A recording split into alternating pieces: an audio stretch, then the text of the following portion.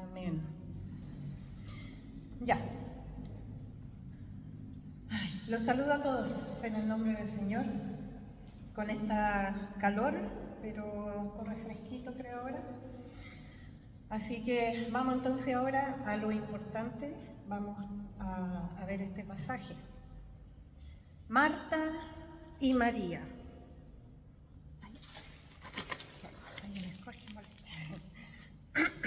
Marta y María. Bueno, ¿quién conoce este pasaje? Yo creo que vale, ¿cierto? Es un pasaje como bien más o menos conocido. Este pasaje, mis hermanos, como dije, era un pasaje que es muy conocido, pero solo por algunos, ¿ya? Porque no voy a generalizar, pero es un pasaje que todos hemos escuchado de Marta y María, ¿cierto?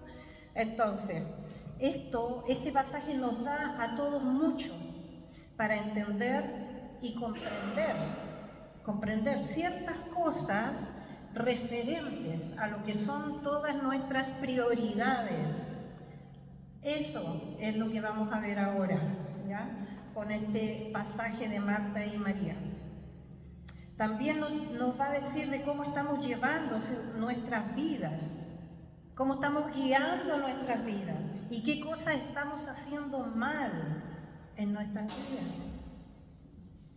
Este pasaje, mis hermanos, sí, cierto que habla de una situación entre mujeres.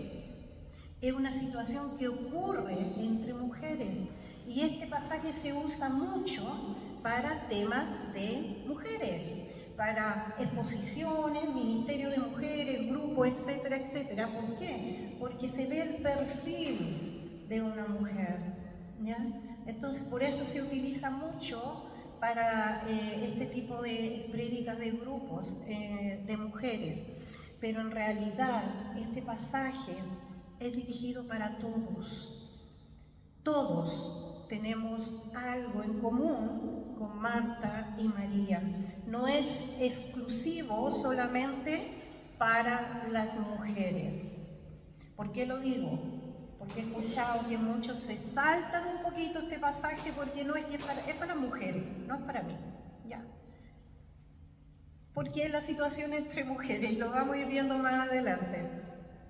Entonces, para ir comprendiendo, para poder meternos bien en lo que significa este hermoso pasaje de Marta y María, podamos, mentalicémonos, veamos, ¿cuáles son tus prioridades del día a día? Pongámonos nosotros a pensar, ¿cuáles son las prioridades que yo tengo en el día a día?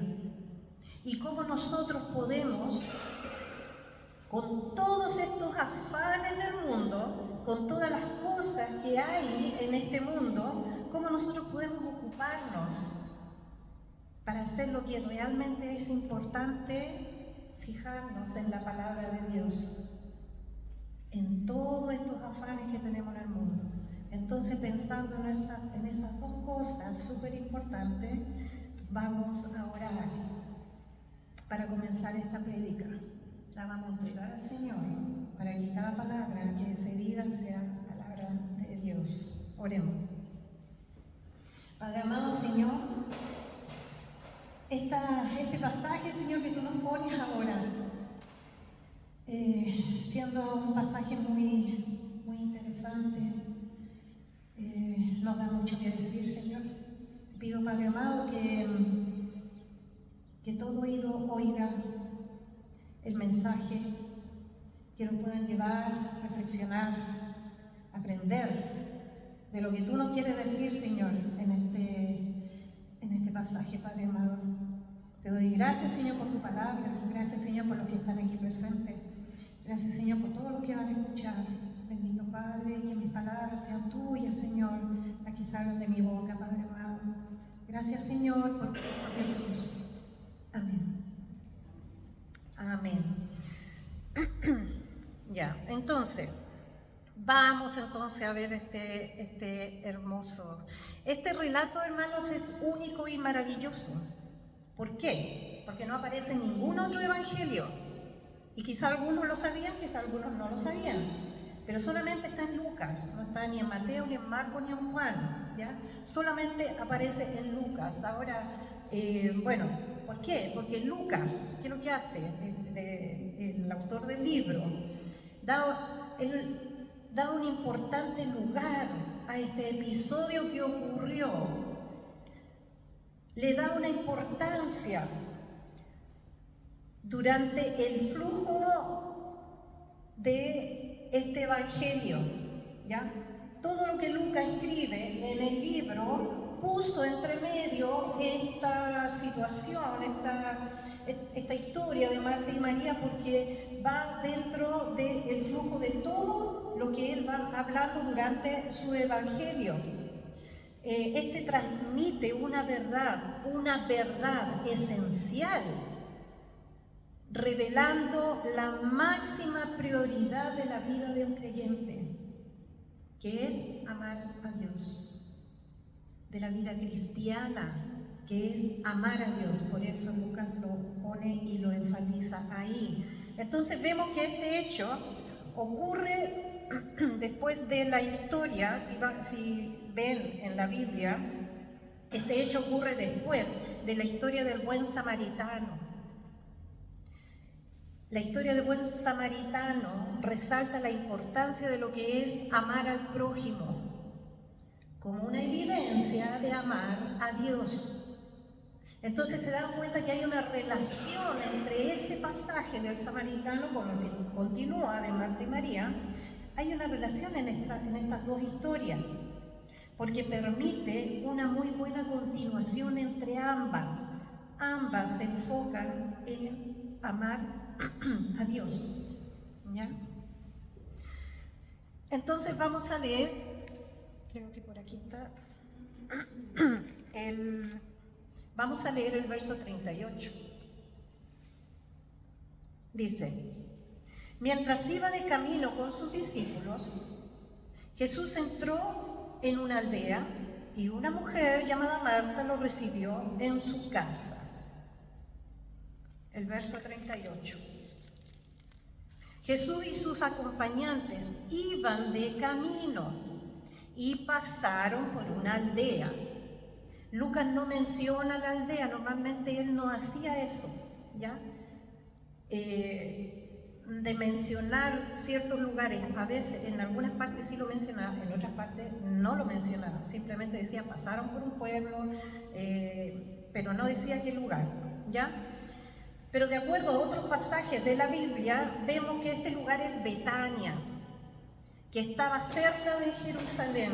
Ese lugar es donde vivían Marta, María y Lázaro, que eran hermanos, ¿ya? Betania. Esa es la aldea donde iban pasando. Jesús lo que estaba haciendo entonces en ese tiempo, para quedarnos claros, él lo que hacía era predicar y enseñar por las ciudades. ¿Qué es lo que hablaba? ¿Qué enseñaba? ¿Qué era el reino de Dios?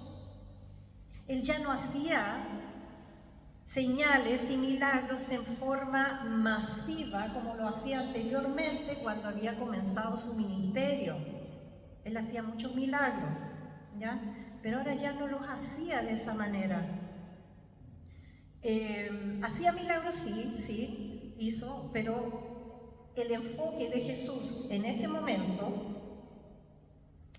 él estaba enfocado en predicar acerca del reino y también de enseñar a sus discípulos para la gran comisión. Ese era el enfoque que Jesús tenía en ese tiempo. ¿Por qué? Porque ya faltaba poco tiempo para que él ya no estuviera con ellos. Se acercaba el tiempo de la cruz. Es por eso que Jesús, el enfoque de él en ese momento era el reino y enseñarle a los discípulos, porque venía la gran comisión, tenían que hacerlo. Entonces, cuando él entró a la aldea, conoció a una mujer llamada Marta. Jesús normalmente no era bien recibido en las aldeas que visitaba, porque tenía muchos enemigos. Donde iba encontraba muchos enemigos, entonces no era muy bien recibido. En cambio, ¿qué hizo Marta acá? Marta le recibió de muy buena manera. Para ella, Jesús era un invitado muy preciado. Entonces vemos en ella, en Marta, algo muy positivo, que es la hospitalidad. Algo que lamentablemente no todos tenemos. Algunos la tienen muy bien desarrollada, la hospitalidad, pero la mayoría, o bueno, no voy a decir la mayoría, pero no todos tienen ese don de la hospitalidad. Marta lo tenía. Entonces vemos aquí cómo esta historia revela las diferentes reacciones de las hermanas, ¿ya? Estas reacciones que podemos aplicar a los creyentes ante la enseñanza de Jesús, que es la devoción, la atención, la preocupación y el servicio. Entonces, están las reacciones de ambas hermanas. Vamos a leer entonces el verso 39. Dice: tenía ella una hermana llamada María, que sentada a los pies del Señor, escuchaba lo que Él decía. Este versículo enfoca a María. María es un ejemplo. Es un ejemplo que deben seguir todos los creyentes.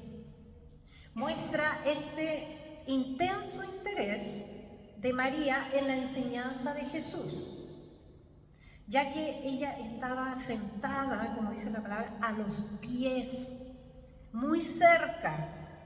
Entonces María demostró la actitud de un verdadero creyente. Eso es lo que estaba haciendo María, ¿ya? Para que vayamos conociendo bien, porque dijimos que íbamos a ver las reacciones de ambas hermanas. Estamos en María. Eso es lo que ella estaba mostrando. Demostró la actitud de un verdadero creyente. ¿Qué mejor lugar? ¿Qué mejor lugar que es estar a los pies del Señor y oír su palabra? Díganme ustedes, ¿hay otro mejor lugar que ese? ¿No es cierto? Imaginemos que Jesús estuviera acá. Imaginemos a Jesús aquí, predicando. Díganme ustedes, ¿estarían sentados quizás en las últimas sillas? ¿O estarían parando hacia el baño, volviendo, entrando? Si fuera Jesús el que estuviera, Jesús mismo predicando acá. Por supuesto que no haríamos eso, yo estoy segura que no. Estaríamos todos tratando de estar lo más adelantito, lo más cerquita, para poder estar cerca de Él. Y debo decir que eso pasa cuando viene alguien importante, como que todos nos venimos un poquito adelante, ¿ya?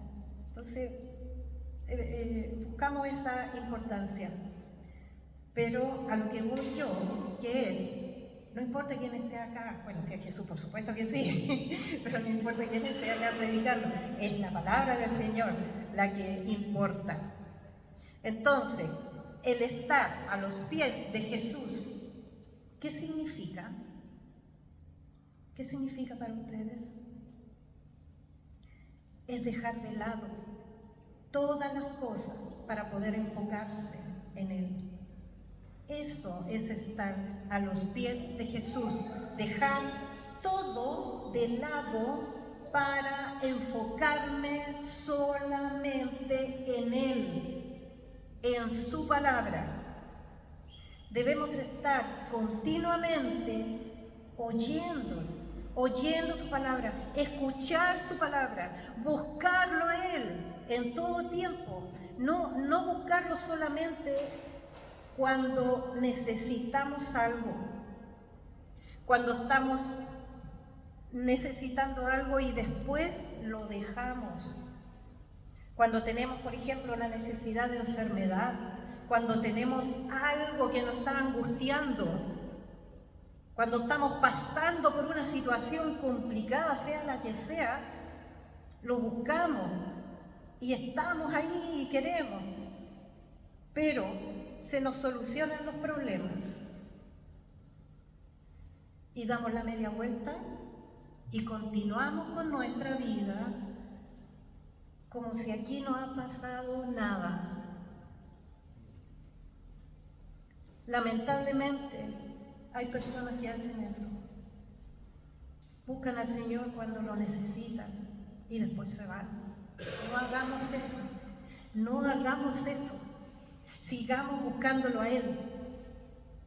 Busquemos lo que realmente nos conviene y sigamos creciendo en lo que nos conviene, que es Cristo Jesús. No nos quedemos estancados, o quizás porque algo no me gustó en la iglesia, o porque hay un hermano o una hermana que no me agrada como es. No nos quedemos estancados, porque nosotros no venimos a la iglesia por los hermanos, venimos por el Señor, venimos a glorificar al Señor. Nosotros estamos con los hermanos, ¿cierto? Porque tenemos que congregarnos, tenemos que ser amables con ellos, porque somos un cuerpo en Cristo, somos una familia en Cristo y tenemos que aprender a amarnos, como el Señor dice. Ama a tu prójimo, ¿ya? Pero que eso no sea un tropiezo para que tú dejes de escuchar y recibir la palabra del Señor, porque la necesitamos para nuestra vida. Entonces María estaba sentada a los pies del Señor. ¿Qué sucede con eso? María sentada a los pies del Señor. En esos tiempos era impensable que una mujer se pusiera enfrente de un maestro cuando estaba enseñando. Impensable. Ni arrodillada a los pies, ni parada, ni sentada, ni nada de nada. Simplemente no tenía autorización para hacerlo. Las mujeres debían estar afuera del lugar donde estaba el maestro. Las mujeres tenían que estar afuera, pero jamás delante de ellos, jamás. Si querían escuchar, o estaban en la cocina o estaban en otra habitación, pero así era como se manejaba la situación en aquellos tiempos con la mujer, porque el rol tradicional y permitido de la mujer era estar sirviendo en la cocina. Pero así eran en esos tiempos. No nos confundamos, no nos pongamos no, eran esos tiempos. Era la costumbre que tenían en esos tiempos, ¿ya? No voy a entrar en más detalles, me vienen muchas ideas a la cabeza con esto, pero no, sigamos, no voy a reabundar. Entonces ahora veamos el verso 40, lo voy a leer. Marta, por su parte, se sentía abrumada porque tenía mucho que hacer. Así que se acercó a él y dijo: Señor, ¿no te importa que mi hermana me haya dejado sirviendo sola? Dile que me ayude. El verso 40, ¿ya? Este versículo se enfoca a Marta. Hablamos de María, ahora hablamos de Marta. Entonces, Marta, al hacer esta pregunta, ¿no te da cuidado que mi hermana me deje servir sola? Pues que me ayude. Era pensando en esa costumbre. Por eso Marta dijo eso, pensando en esa costumbre que acabamos de hablar, ¿cierto? Que la mujer tenía que estar sirviendo, tenía que estar afuera y todo. Entonces, basada en eso, por eso mismo, Marta pensaba tener una respuesta positiva de parte de Jesús para ella. Pensaba tener una respuesta positiva, de acuerdo a esas costumbres que eran en aquellos tiempos, ¿ya? El lugar de su hermana era estar ayudándole en la cocina. Eso es lo que Marta quería. Ahí está el lugar. de su hermana. Pero ¿qué pasaba? María estaba siendo discipulada por Jesús. Y además en esos tiempos, vamos a agregar, los hombres no tomaban a las mujeres como discípulas. No tomaban a las mujeres como discípulas.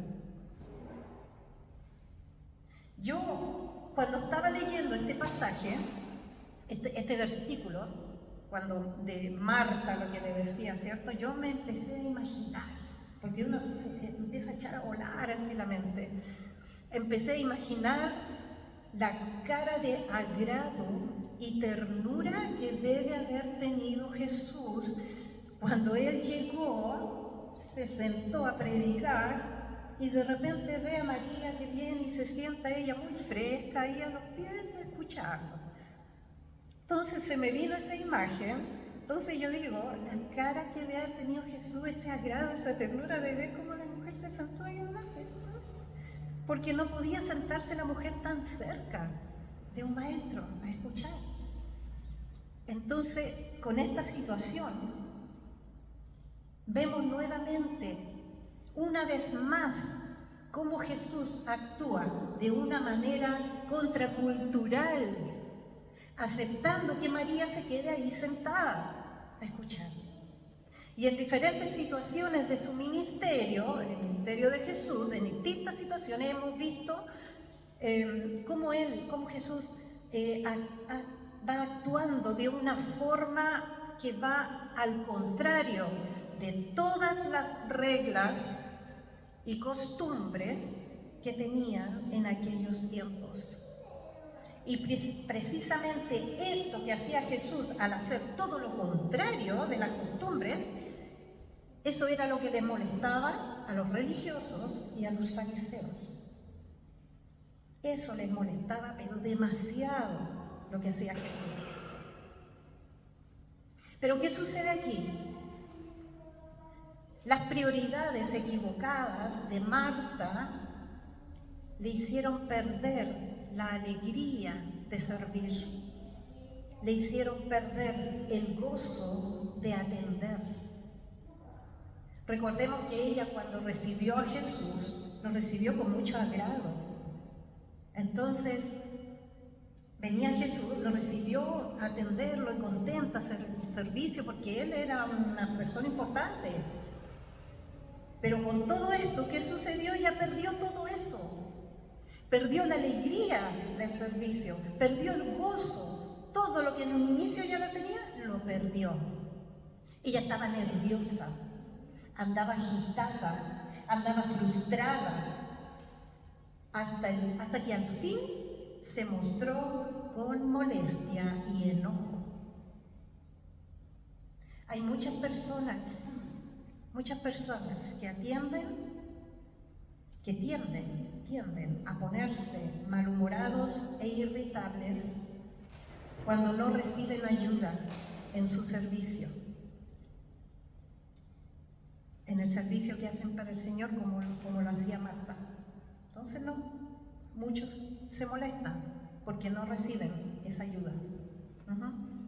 Pero el verdadero problema de Marta acá no era María, no era su hermana, era ella misma. Ella misma era el problema, al haberse distraído y haber quitado sus ojos de Jesús.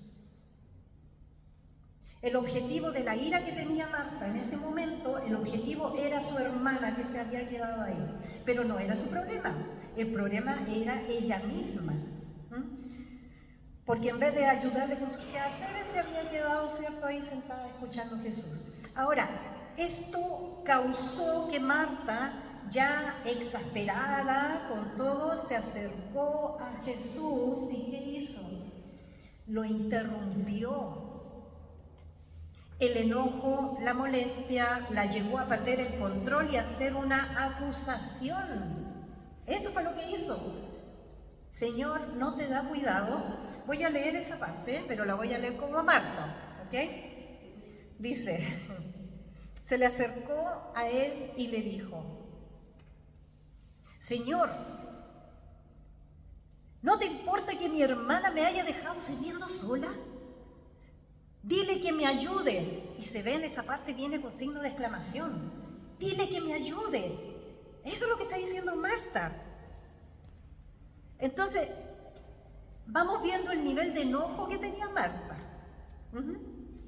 Ella acusó a Jesús de no importarle que su hermana la dejara servir sola. Miren lo que hizo. Está aquí, no lo estoy diciendo yo, está ahí. Acusó a Jesús de no importarle que su hermana la dejara servir sola y que si a él le daba lo mismo, más encima, ¿le da lo mismo? Ella quería que Jesús le dijera a María que le ayudara, que Jesús le dijera a su hermana que le ayudara. Porque, no piensen ustedes, yo pensando también, cuando viendo esto, sería más fácil para María haberse acercado calladita, haberle dicho así, para no interrumpir, ¿cierto? El maestro, haberle dicho, María, ven, vamos, ya. No sé, pudo haberlo hecho, era más fácil, pero no lo hizo. Ella fue con Jesús, lo interrumpió y le dijo, dile que me venga a ayudar.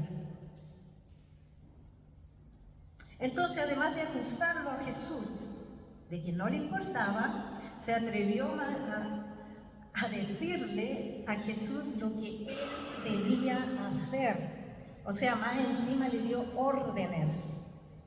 Dile, le dio la orden a Jesús. Entonces, a ese nivel de desenfoque estaba Marta en ese momento. ¿Ya? Se había desenfocado totalmente con todos sus afanes. Pero voy a hacer un paréntesis. No miremos mal a Marta, porque siempre cuando vemos esto como que nos cargamos a querer ver que Marta hizo todo lo malo, ¿ya? No miremos mal, porque ella hizo cosas muy buenas. Ella optó por algo bueno, pero María optó por algo mejor.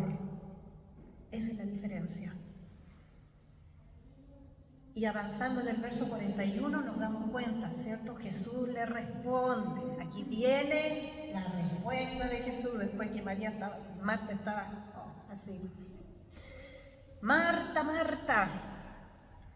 2 veces. Le repitió el nombre. Marta, Marta.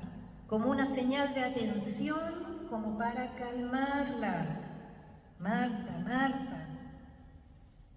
Y le dice, afanada y turbada estás con muchas cosas. Ahora hay controversias con respecto al tono de que Jesús le haya puesto en esta frase, porque algunos dicen, no, si fue fuerte, retando, Marta, Marta. Pero hay otros que dicen que fue suave y con ternura, Marta, Marta. ¿Ya? No importa. Lo cierto es que Jesús le habló de una manera para detener su enojo, como manera de enseñanza. El como él dijo, no importa. Es para qué lo dijo y por qué lo dijo. Ella estaba excesivamente mortificada y molesta por cosas que son temporales. Cosas temporales. Pero estaba mortificadísima por eso. Hasta el punto de olvidar que solo una cosa es necesaria. ¿Y cuál es? Escuchar la palabra de Dios. Exactamente. Solo una cosa es necesaria. ¿Cuántas cosas hacía María? María, una. ¿Y cuántas cosas hacía Marta? Todas estas, muchas cosas. No solo de pan vive el hombre, sino de toda palabra que sale de la boca de Dios. Está en Mateo 4:4. Y Jesús dice, escrito está. ¿Y dónde está escrito? En Deuteronomio 8:3. Escrito está. Y Jesús lo cita. Este versículo es muy importante. No solo de pan vive el hombre, sino de toda palabra, ¿cierto? Que sale de la boca de Dios. Entonces Jesús, en vez de reprender a la hermana como Marta le había exigido, en vez de reprenderla, porque Marta se lo exigió, Jesús, ¿qué es lo que hizo? La elogió, la exaltó y le dijo: María ha escogido la buena parte, la cual no le será quitada. Punto. Punto final, simple.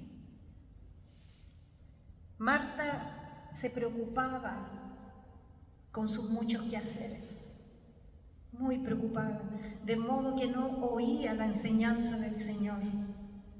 Yo creo que ella sí quería oírla, pero primero quería terminar todo lo que tenía que hacer. Había muchas cosas que atender, y quizás terminando todo eso rápido, ahí se iba a sentar después al final a la colita, porque ya, por fin ya terminé.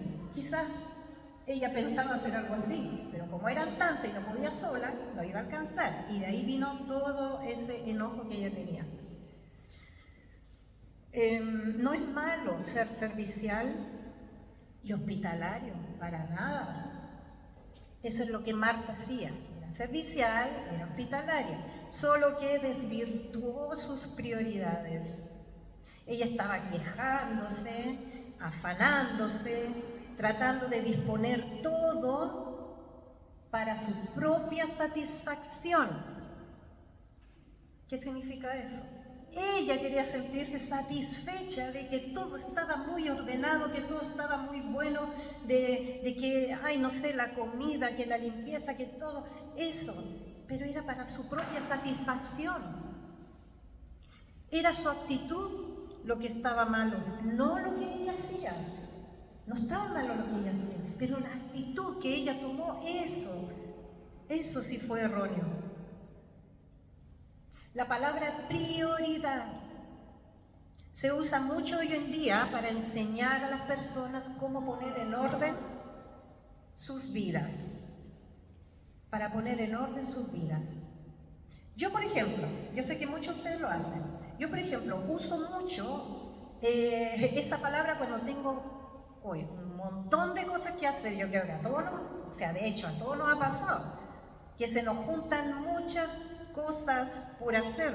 Entonces, ¿qué pasa? Que termino, al menos yo, termino con la cabeza enredada, termino con mi cabeza así que explota, porque esto, son tantas cosas que al final no sé por dónde empezar. Y ahí es cuando yo me freno y me digo: ya, prioridades. Pondré prioridades. Entonces, en vez de tener mi lista así, la armo así, ¿ven? Entonces, ahí comienzo con mis prioridades.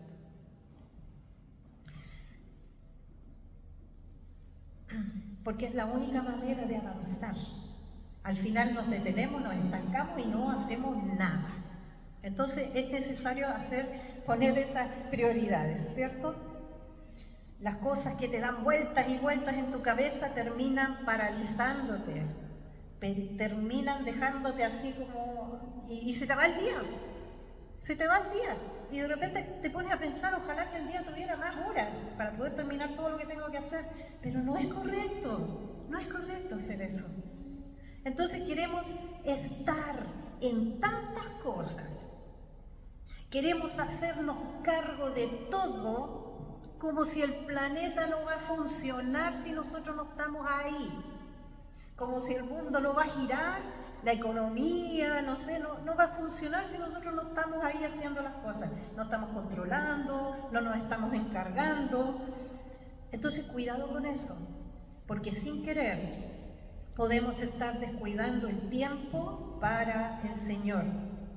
Y no me refiero solamente a orar, porque muchos pueden decir: no, si en mi casa oro, sí, está bien, perfecto, bien, gloria al Señor por eso. Si tú oras en tu casa, gloria a Dios. Pero también es estar pendiente de las cosas de Dios, cómo alimentarnos con su palabra y también cómo preocuparnos de nuestros hermanos. Por eso es bueno congregarse. ¿Han escuchado ustedes esta frase: el que mucho abarca, poco aprieta? Es muy conocida. Ya, eso. No hay nada que decir con eso. El que mucha abarca, poco aprieta, eso es lo que nos tiende a pasar. Entonces, no te afanes innecesariamente. Innecesariamente. En Marcos 8, 36, 38 nos recuerda. ¿De qué le sirve a uno ganar el mundo entero si se pierde la vida? Uy, es fuerte. ¿De qué le sirve a uno ganar todo el mundo? Riquezas, poderes, títulos, medallas, elogios, o no sé, lo que sea. ¿De qué nos sirve? Famoso, ¿de qué nos sirve? Si podemos perder la vida, si vamos a perder la vida y no estamos guiando, no estamos llevando nuestro espíritu, nuestra alma, nuestra vida a lo que es importante, porque nosotros vamos a morir. ¿Y qué pasa después? Tenemos que estar con el Señor. Entonces preparémonos para ese momento. La vida de las personas se ha vuelto cada vez más frenética y desesperada. Y hay una gran lucha por mantener un enfoque en las cosas que son realmente prioridades. Es una lucha. Yo sé que algo es mi prioridad, pero hay tantas otras cosas que dan vuelta de por medio que al final pierdo el enfoque de esa prioridad y no cumplo. Los tiempos de ahora te demandan muchas cosas por hacer. Hasta parece que falta tiempo, como lo había mencionado, ¿cierto?, para poder hacer todo lo que queremos. Debemos encontrar tiempo en medio de todos los deberes de la vida para sentarnos a los pies de Jesús. Hagamos el tiempo. Primera de Pedro 2:2 dice: deseen con ansias la leche espiritual pura, como niños recién nacidos, así por medio de ella crecerán en su salvación. Tremendo ejemplo. Un niño recién nacido. La leche espiritual es la palabra. Un bebé, como prioridad, necesita la leche para crecer y alimentarse. Un bebé recién nacido no se alimenta de otra cosa, solo de leche, la necesita. Es lo único que necesitan para crecer, para vivir. Entonces, con esa misma importancia y necesidad, nosotros debemos desear la palabra del Señor, con esa misma importancia. Los cristianos a menudo dejamos que nuestras vidas se regulen por lo cotidiano o por la rutina. El trabajo, el hogar, la familia, y me atrevo a decir que también en la iglesia. Pasa que cuando tenemos un servicio de un ministerio, solo venimos a congregarnos cuando nos toca el turno de hacer ese ministerio. Y cuando estamos libres de ese turno, simplemente no venimos. No venimos a la iglesia. ¿Por qué? No, es que no me toca nada. Es que no me toca hacer nada, así que no vengo. Tendemos a tomar esa mala costumbre. Entonces, tenemos que venir a escuchar la palabra, tenemos que crecer espiritualmente y no nos creamos que ya estamos listos, que ya sabemos todo, que prácticamente ya tocamos el cielo, porque nunca terminamos de aprender, mis hermanos. Todos debemos prepararnos. Ahora, ¿para qué tengo que prepararme? Para cuando llegue el momento de nuestra partida. Y cuando Jesús venga en su segunda venida. Para eso tenemos que prepararnos. Por nada estés afanoso, dice Filipenses 4:6. Esta es la fórmula para no estresarse. Filipenses 4:6. Con oración y ruego, presenten sus peticiones a Dios y denle gracias. ¿Quieren una receta para no estresarse? Filipenses 4:6. Ahí está. Mateo 6:25 dice: por eso les digo, no se preocupen por su vida, qué comerán o beberán, ni por su cuerpo, cómo se vestirán. ¿No tiene la vida más valor que la comida y el cuerpo más que la ropa? Todas las cosas tienen sus afanes, pero algunas son importantes, otras no. No se debe permitir que estas cosas que están en nuestra vida cotidiana reemplacen a Dios. No podemos permitir eso. Debemos tener siempre tiempo para el Señor. En Lucas 8:21 Jesús definió a sus verdaderos hermanos espirituales, y lo pueden ver en la Biblia, definió a sus hermanos espirituales como los que oyen la palabra de Dios y la hacen. Los que oyen la palabra de Dios y la hacen. Entonces, si Jesús definió así, dime tú, ¿cómo no querer ser parte de ese grupo al que Él está definiendo? Por supuesto, y yo sí quiero ser de ese grupo del que el Señor definió. Y para tener un poquito más claro, vamos a ver una parte de la parábola del sembrador. Una parte que está en Marcos 4, 18, 19, que dice: otros son como los sembrados entre espinos.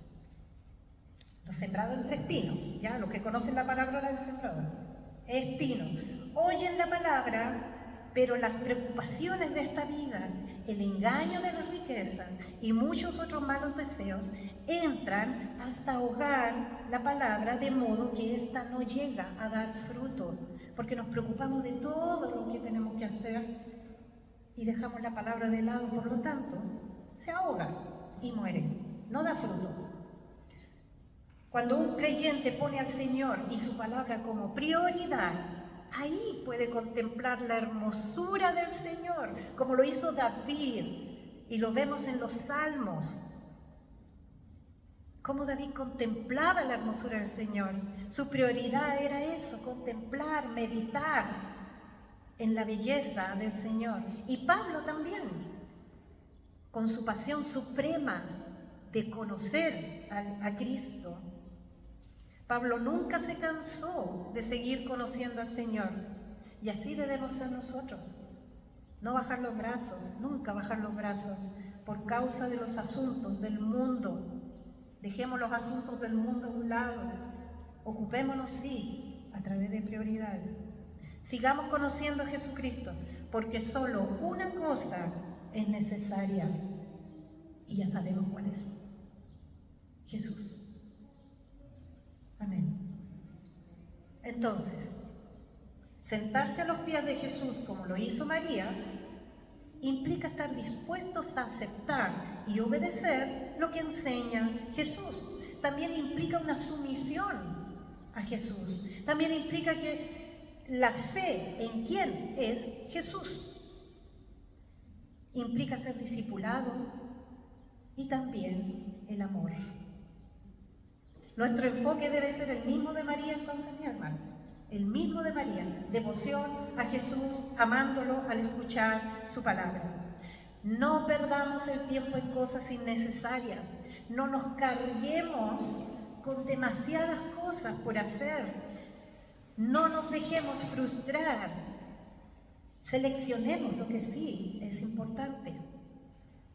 Porque si